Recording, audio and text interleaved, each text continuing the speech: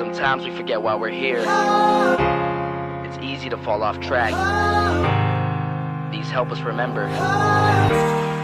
These battle scars don't look like they're faded, don't look like they're ever gone away. They ain't never gonna change. These battles. Growing up I had a dream, something no one else could see. Tell me what it means when your faith is falling beneath your knees and you can't breathe. Everything you see reminds you of what you're not or something you won't be. You gotta take what you're given, that's how we live it. Don't be mad at the system, it's simply how we've existed. I hear a lot of people talking like they politicians and choose to be an accountant because it's safe in a business. Not because they wanna do it, just because they heard it pays. And who the fuck wants to be poor knowing that's how we've been raised? Society is getting heavy, I can feel the weight. The pressure of success is like 100 million pounds of shame. And that's the reason I'm staying up late, trying to find a way to escape the stereotypes this day and age is making me feel like the only way I'll be happy is getting signed to a label and making money through rapping. I wanna share my emotion because this world is attacking the very principle of life that lets the people be happy. If you don't have a reason to breathe, why even live? These battle scars are impressions of everything that it is. Scars don't look like they're faded, don't look like they're ever gone away. They ain't never gonna change. These battle scars don't look like they're faded, don't look like they're ever gone away. They ain't never gonna change. These battles. Now if I had a voice that reached 100 million people, I'd tell them there's a reason that we're all created equal. Cause some decide to be great and some decide a sequel to an average person's life is simply what they want to be. So you make your decision, all I know is what I'm given won't define the life I lead or the way I dwell in existence. I've seen a greater image on the walls of where I'm living, and the words twisted and scripted remind me of something written. Faith is a gift that is given down to the people. If one believes it, one receives it. It's given if it is needed. Don't ever think you're trapped in a life that you never wanted. Your options are infinite, that's some mathematical logic. I'm not saying I'm a prophet, I'm speaking for what it's worth. These lyrics define my prayers and these battle scars on my church. Not saying I'm a prophet, I'm speaking for what it's worth. These lyrics define my prayers, these battle scars on my church. Scars don't look like they're faded, don't look like they're ever gone away. They ain't never gonna change. These battle scars don't look like they're faded, don't look like they're ever gone away. They ain't never gonna change. These battles.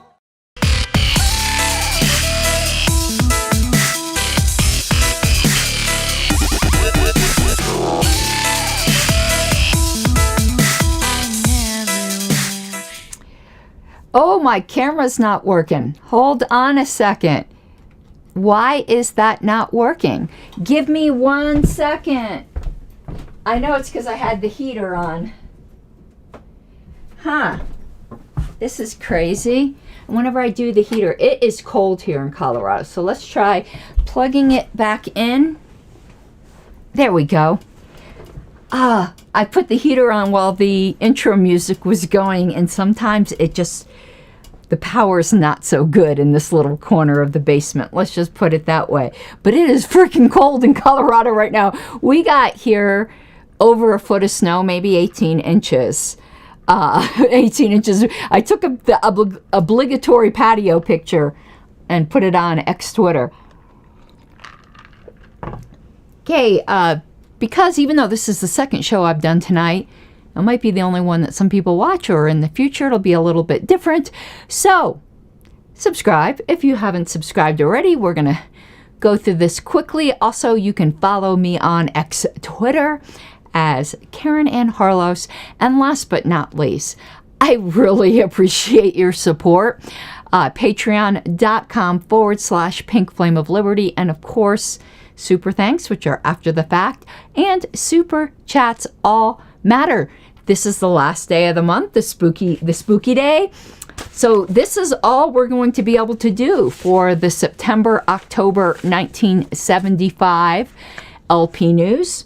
So we're going to get in the little bit we can, and I encourage you all, because we did not get through it all, because this was a densely, tiny print, packed issue.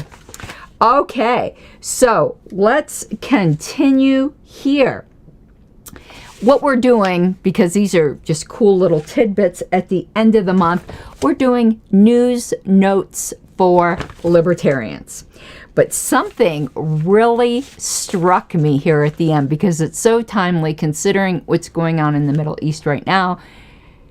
I didn't write this. It was already here. Do not take this as anything more than an interesting bit of news that happened to be going on in 1975. So it's news mostly from the United States, but it's also from all over the world. Little news bits. So Israel has banned a book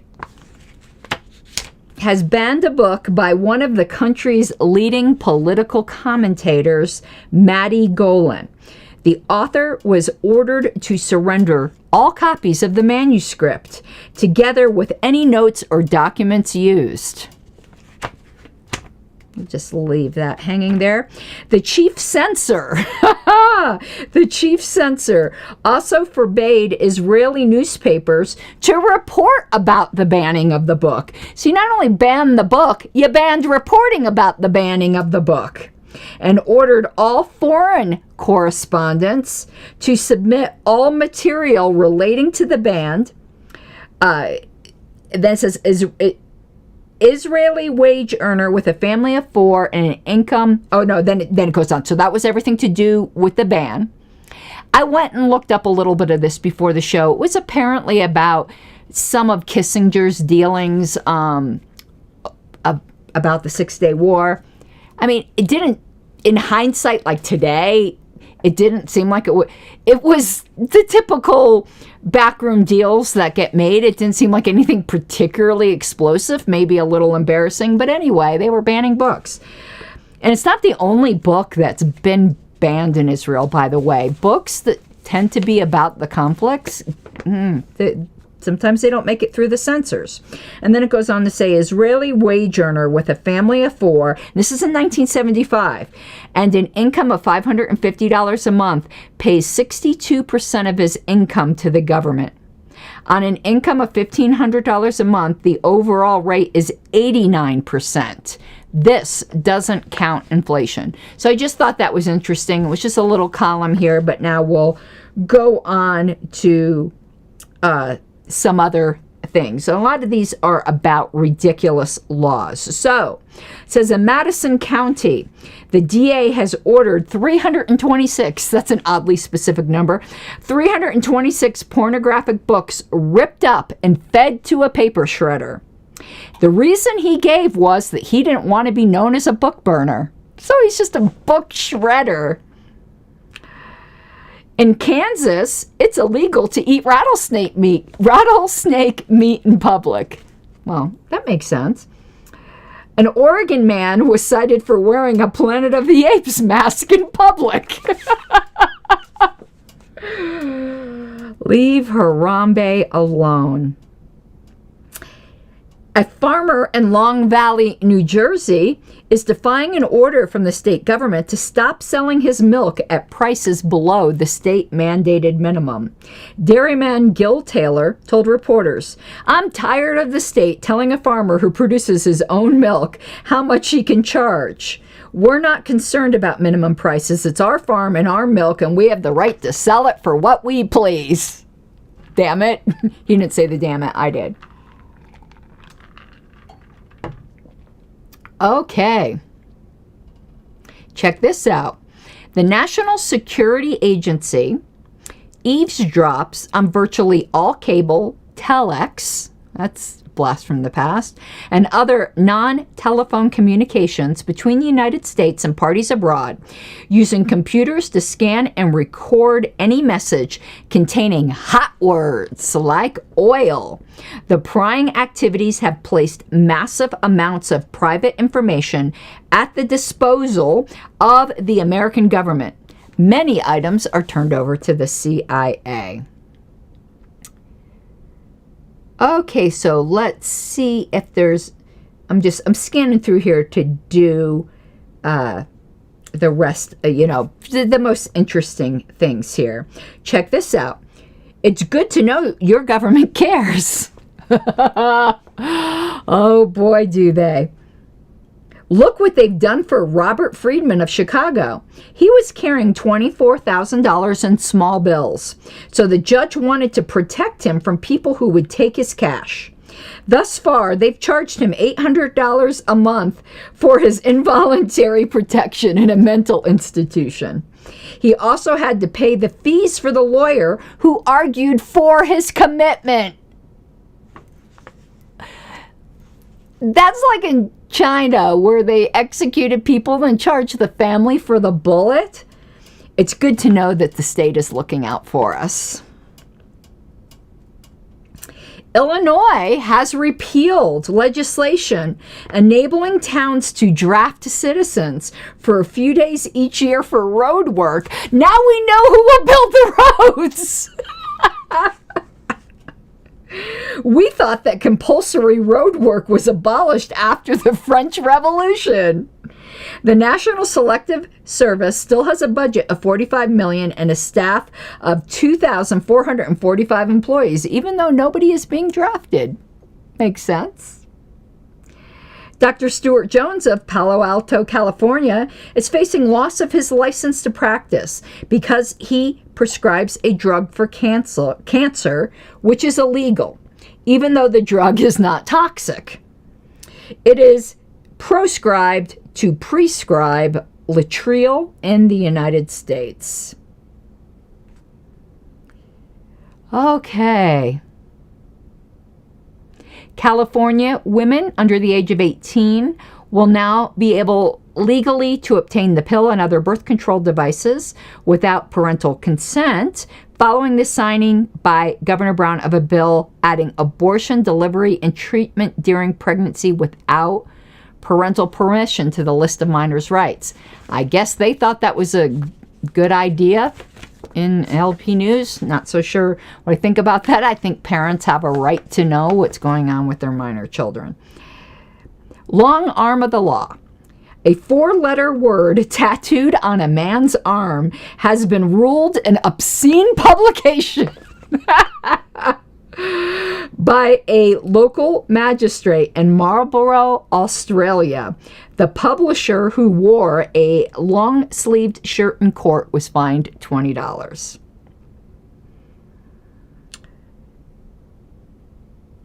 The U.S. Supreme Court recently ruled that persons who are not dangerous cannot be confined involuntarily simply because they are judged to be mentally ill.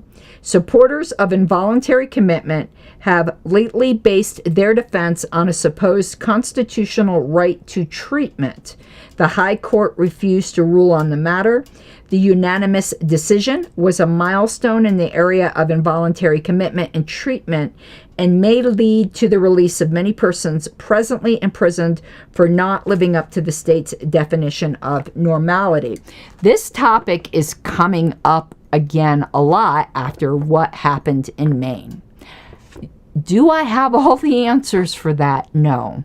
I think there's something that, well, I don't think. I know that there's something profoundly different from someone walking around with $24,000 in small bills being involuntary committed and someone who goes in saying that they have homicidal fantasies.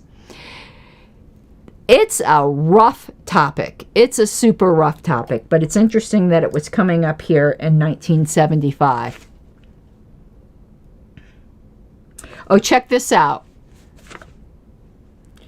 A New York City bus driver whose pensions are based on their final year earnings in his last year ran up $17,000 in overtime above his regular $13,000 per year, allowing him to retire with a $15,600 pension benefit, so more than he was earning. Oh my goodness. The mayor of Seattle has been trying to cut down the city electrical workers' 2-hour lunch period. The electrical workers have refused to go along and are demanding a 15% raise. Oh my goodness. Check this one out. Public employees, my dude. It recently took an act of Congress to prevent Kansas public school teachers from collecting unemployment insurance over the summer.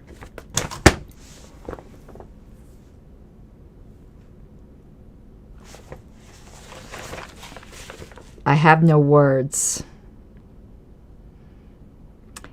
In Arkansas, brewers are prohibited from supplying retailers with can and bottle openers. In Kentucky, it's permissible. In North Carolina, brewers can supply openers, but the openers cannot bear advertisements. I'm glad our government is really concentrating on the super important stuff that affect our negative rights. In Oregon, beer advertisements cannot be objectionable. Bud Light might be in trouble if they were back in 1975. The law provides no criteria and decisions are made after the ads are run with the brewers subject to heavy fines. I don't get that sentence. And they cannot show athletes engaged in competitive events. Oh, let's see here. I think we covered everything that is super funny in here. Yes. So let's see here. We're going to look at just at the very bottom. This is more just LP Inside Baseball. So this is a national membership application. So sustaining member in 1975 was $12. And the address is now in Washington, D.C. The last time we looked at the address for the National Party, it was in California. So it moved. It's now at 1516 P Street Northwest. Interesting. And it has the pledge on here that you needed to sign. And I'm just going to flip through to see if there's anything else short of interest in here. Oh, look, and it says note, literature with the San Francisco address, because it did used to be in California, should continue to be used as all mail sent there will be forwarded to the new address for the next year. So I guess they really did just move. Just looking for like little advertisements and stuff that just give us a little peek. But boy, yeah, this issue, I think it was just too tiny and just too much. I think we covered everything that I had wanted to do.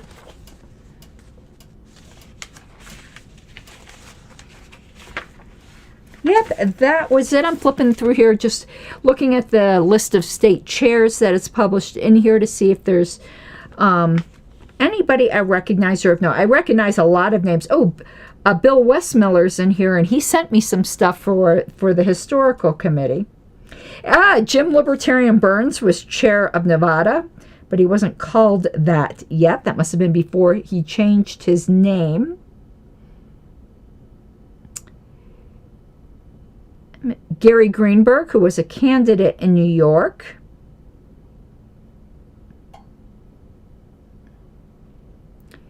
See if there's any others that really strike me. I think that who was Colorado? Jan Prince. Haven't heard of Jan either. I don't think we have Jan in our state of Colorado officers. But okay, that will be it for this evening. I hope you guys have an awesome night. And I probably will not be a show until Saturday. Potentially Friday, but probably not until Saturday. All right, I hope you have an awesome night. Mi guapas de libertad. Bye-bye.